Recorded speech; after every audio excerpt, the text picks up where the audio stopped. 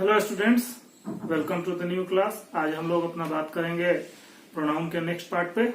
और कल का एक फास्ट रिकैप कर लेते हैं। उसके पहले कल हम लोग 3 प्रोनाउन पढ़ चुके थे, पर्सनल, पॉजेसिव और self form. Personal pronoun person के बारे में बात करता है, उसमें कितने नंबर्स हो सकते हैं, कितने पर्सन हो सकते हैं और उसका ऑब्जेक्ट सब्जेक्ट फॉर्म क्या क्या हो सकता है, कैसे चेंज होता है, हम ये डिस्कस कर चुके थे। और उसके बाद पॉजेसिव, हर एक पर्सनल प्रोनाउन का कोई अधिकार सूचक होता है, उसके बारे में बात कर चुके थे। और फिर सेल्फ फॉर्म उसकी निजता बताता है, हर उसी पर्सनल प्रोनाउन में सेल्फ लग जाता है। तो उसका भी 2 कॉन्टेक्स्ट में बात हुआ था, एक रिफ्लेक्सिव और एक एम्फैटिक। थोड़ा पिछले वीडियो में आप जाएंगे तो पूरा डिटेल में मिल जाएगा। आज शुरुआत करते हैं हम लोग नेक्स्ट प्रोनाउन से, जो कि है हमारा डेमोन्स्ट्रेटिव।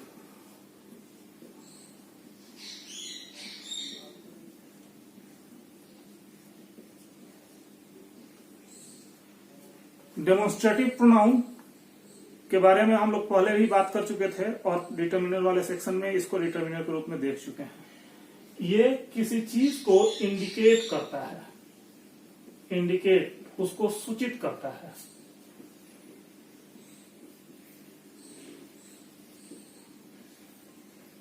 इसमें 4 ही प्रोनाउन आते हैं, दिस, दैट, दीज और दोज। दिस दैट सिंगुलर है, दीज दोज प्लूरल है, ये क्लियर है आपके लिए। और दिस और दीज ये दोनों नजदीक की चीजों को बताने के लिए यूज होता है, नियर ऑब्जेक्ट्स के लिए।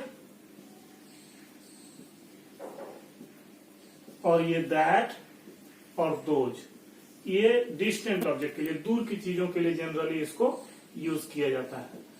जैसे आप समझ सकते हैं कि मान लीजिए आपके पास में कोई चेयर है, तो दिस इज ए चेयर आप बोल सकते हैं। और थोड़ी दूरी पर कोई दूसरा ऑब्जेक्ट है, टेबल है, तो ब्रिंग दैट टेबल, ये आप बोल सकते हैं। तो दैट यूज हो गया। लेकिन यहां पर फिर एक बात आती है कि कब ये प्रोनाउन होगा और कब ये डिटर्मिनर होगा। मीनिंग में बहुत अंतर नहीं आता है, यूज में आप रिकॉग्नाइज करना चाहिए आपको कि कब ये प्रोनाउन है और कब ये डिटर्मिनर है। तो इमीडिएटली बिफोर नाउन होगा तो डिटर्मिनर हो जाएगा। जैसे दिस इज ए चेयर, तो यहां पे दिस इंडिपेंडेंट इसका यूज हुआ है बिना किसी नाउन के, तो ये प्रोनाउन है। और that chair is very expensive, तो यहां पे नाउन इसके बाद आया, तो ऑब्वियसली पॉजेसिव में ये कंसेप्ट हम लोग ऑलरेडी ले चुके हैं कि नाउन से पहले आएगा तो वो प्रोनाउन का कैरेक्टरिस्टिक पूरा नहीं करता है, तो डिटर्मिनर हम उसको बोलते हैं। तो ये डेमोन्स्ट्रेटिव डिटर्मिनर हुआ। इसी तरीके से these are boys, those are girls, इस तरीके से हम यूज कर सकते हैं इसको।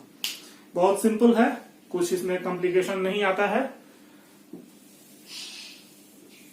डेमोन्स्ट्रेटिव के रूप में नेक्स्ट हमारा प्रोनाउन जो होगा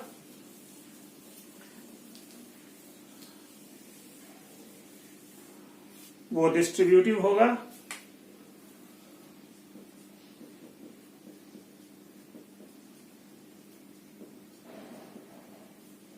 डिस्ट्रीब्यूटिव प्रोनाउन भी प्रोनाउन के साथ साथ डिटर्मिनर के रूप में भी यूज हो सकता है। डिस्ट्रीब्यूटिव में ईच,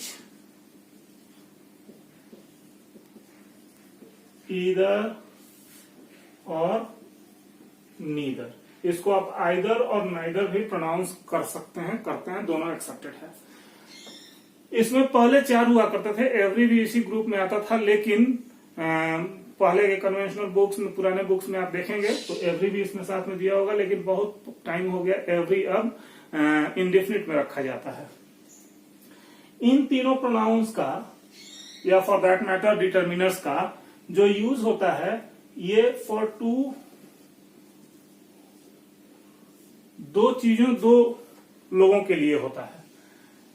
लेकिन फिर भी ये हमेशा सिंगुलर होता है।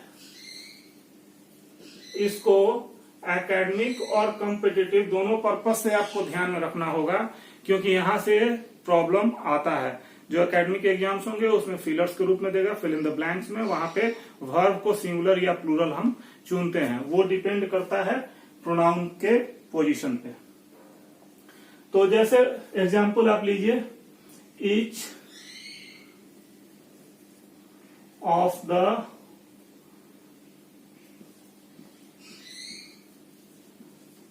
students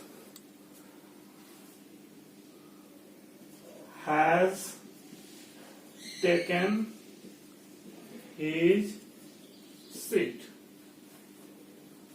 Each of the student has taken his seat.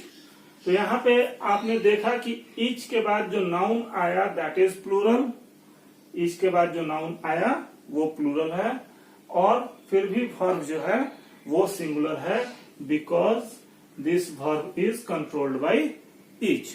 each should always be singular. और यहां पे जो पर्सन प्रोनाउन यूज हुआ पॉजेसिव डिटर्मिनर है, इनफैक्ट यहाँ पे ये यूज हुआ, ये भी सिंगुलर में हो गया स्टूडेंट्स होने के बावजूद, ये इनके हिसाब से देयर होना चाहिए था। तो कॉम्पिटिटिव एग्जाम में भी इस तरीके का क्वेश्चन पूछता है, यहाँ पे एरर डिटेक्ट करने के लिए दे सकता है, इंप्रूव करने के लिए दे सकता है, हालांकि अभी इंप्रूवमेंट का ही केस बनेगा यहाँ पे, और आपको भी फिल इन द ब्लैंक्स इस दो जगह पे दे सकता है एकेडमिक एग्जाम्स वालों के लिए जो इंटरमीडिएट का एग्जाम की तैयारी कर रहा है। अब इसमें एक प्रॉब्लम आती है जो जनरली बुक्स में नहीं क्लियरली दिया हुआ होता है, वहां पे कंफ्यूजन होता है बच्चों को, तो उसको देख लीजिए कि थर्ड पर्सन है तो सिंगुलर पॉजेसिव हमने यूज कर लिया अगर जरूरत है पॉजेसिव की तो, लेकिन अगर यहां पे ईच हो और यहां पे अस हो तो भी वर्ब हैज आना चाहिए टेक्निकली, और टेकन, यहां पे फिर पॉजेसिव क्या होगा,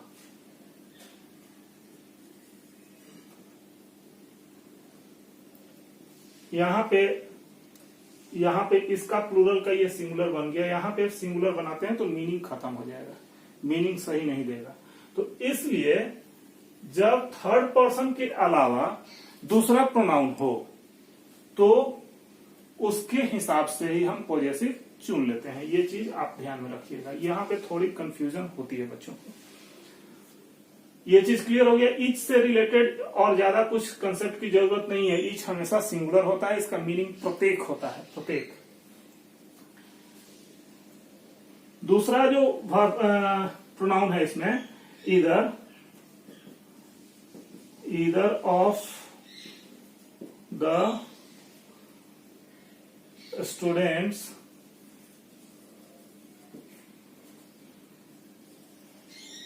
has written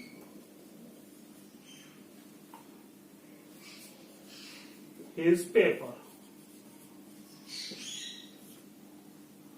तो दोनों में से कोई एक, इधर का मीनिंग होता है दो में से कोई एक, वन ऑफ द टू।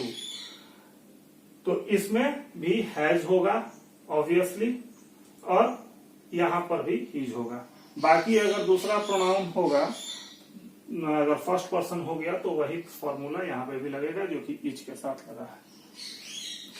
इसका निगेटिव जो है नीदर होता है, इसका मीनिंग होगा दोनों में से कोई नहीं।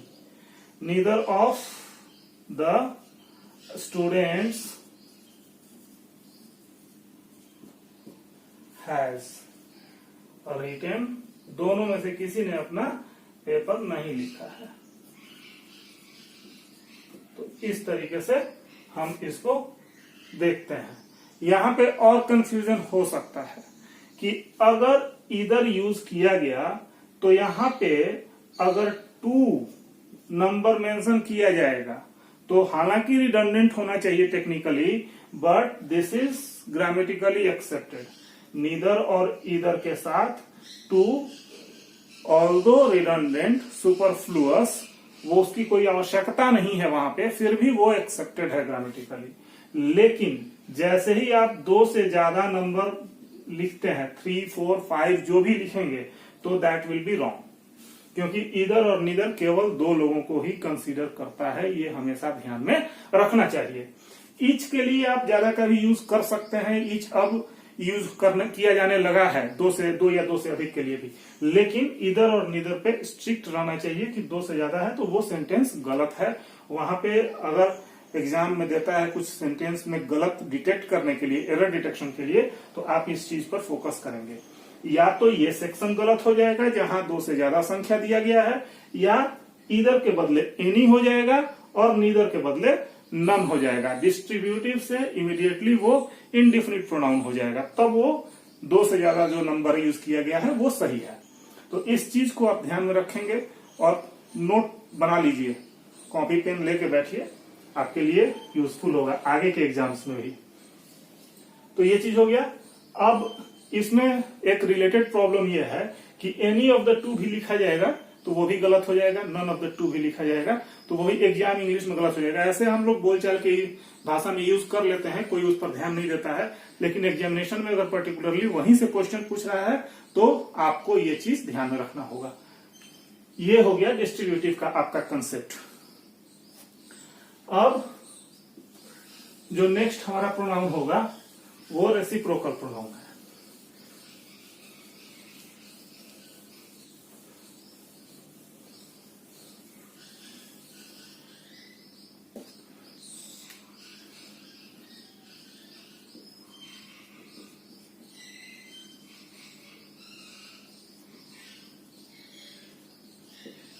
रेसिप्रोकल प्रोनाउन आपसी लेन देन, म्यूचुअल गिव एंड टेक को शो करता है। इसमें दो ही प्रोनाउन आते हैं, each other and one another. आपको ये चीज ध्यान में रखना होगा कि अभी मॉडर्न इंग्लिश में one another is very fast going out of fashion, out of use. हम सब जगह ईच अदर का यूज करते हैं, लेकिन टेक्निकली ये चीज ध्यान में रखना होगा कि ये दो लोगों के लिए यूज होता है और ये मोर देन टू के लिए यूज होता है। तो एग्जाम इंग्लिश में जो एग्जामिनेशन इंग्लिश होता है, जहां की इस हिसाब से ही चुनना होता है आपको और दोनों ऑप्शन हो, तो उसमें से आपको केयरफुल रहना होगा कि मोर देन टू जब होगा तभी वन अनदर चुनेंगे, अदरवाइज दो रहेंगे तो ईच अदर चुनेंगे। मतलब एक एग्जाम्पल आप ले लीजिए, both of them fought with each other। यहां पे हम वन अनदर नहीं चुनेंगे, इसलिए कि बोथ का मीनिंग ये है कि दो लोगों को डिनोट कर रहा है। और अगर हो कि all the 10 boys shared the food with, तो यहां पे each other एक्सेप्टेड है, लेकिन हम वन अनदर को प्रीफर करेंगे, one another. That should be clear. All the 10 boys हो गया तो वन अनदर का यूज किया गया।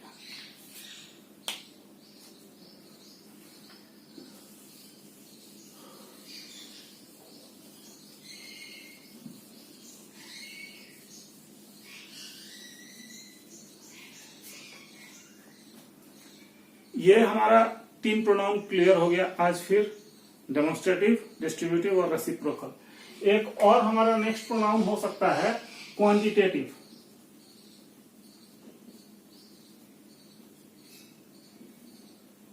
क्वांटिटेटिव प्रोनाउन जो होगा वो नंबर्स हो सकता है, नाम से ही क्लियर है कि मात्रा या संख्या बताने के लिए यूज होता है। इसके अलावा कुछ और भी वर्ड्स हैं जो क्वांटिटेटिव प्रोनाउंस या डिटर्मिनर्स के रूप में यूज होते हैं, जैसे few, a few, the few. इसी तरीके से मेनी, उसके बाद little, a little, the little.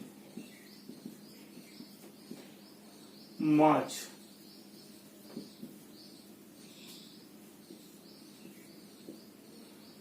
इसमें ये चीज ध्यान में रखिए कि सबसे पहले few और उसके जो डेरिवेटिव्स हैं और लिटिल और लिटिल द लिटिल जो भी उसके डेरिवेटिव्स हैं, इस सब का मीनिंग एक ही होता है। चेंज हो जाता है सिर्फ यूज में कि ये काउंटेबल के साथ यूज होगा और ये अनकाउंटेबल के कॉन्टेक्स्ट में यूज होगा। ये काउंटेबल डिनोट करेगा, ये अनकाउंटेबल डिनोट करेगा। जब काउंटेबल डिनोट करेगा तो ऑब्वियसली ये प्लूरल शो करेगा, that will show plural. Many भी उसी कैटेगरी में आएगा, मच भी उसी में आएगा। मच भी अनकाउंटेबल के लिए यूज होगा, इसलिए सिंगुलर हो जाएगा हमेशा। तो ये चीज हमेशा ध्यान में रखने की बात है। अब few, a few, the few में क्या अंतर होता है, little, a little, the little में क्या अंतर होता है। तो फ्यू और लिटिल ये निगेटिव कॉनोटेशन देता है। आई हैव लिटिल मनी, तो ये मतलब हुआ कि न के बराबर, ऑलमोस्ट नहीं, नेग्लिजिबल अमाउंट। और ये जो है वेरी स्मॉल अमाउंट शो करता है लेकिन पॉजिटिव कॉनोटेशन देता है, थोड़ा ही है। न के बराबर है और थोड़ा है, ये अंतर होता है। तो निगेटिव और पॉजिटिव कॉनोटेशन का डिफरेंस होता है लिटिल, अ लिटिल में और फ्यू, अ फ्यू में। द फ्यू जो है वो उसको पर्टिकुलर कॉन्टेक्स्ट में जब हम यूज करेंगे तो यूज करेंगे, अ फ्यू वाला ही मीनिंग देने लगेगा वो। तो ये इसका पूरा का पूरा क्लियर इंप्लीकेशन होना चाहिए। उसके बाद नंबर्स की बात आती है तो 1, 2, 3, 4 जो भी कार्डिनल नंबर्स हैं वो सारे क्वांटिटेटिव में आ जाएंगे। और आप कॉन्टेक्स्ट यहाँ पे ये समझिए कि कब प्रोनाउन होगा कब डिटर्मिनर होगा, तो वही फॉर्मूला लग जाएगा कि अगर अकेले आएगा तो प्रोनाउन है, अगर नाउन के पहले आएगा तो डिटर्मिनर है। इसमें एक एग्जाम्पल लेके समझ लीजिए।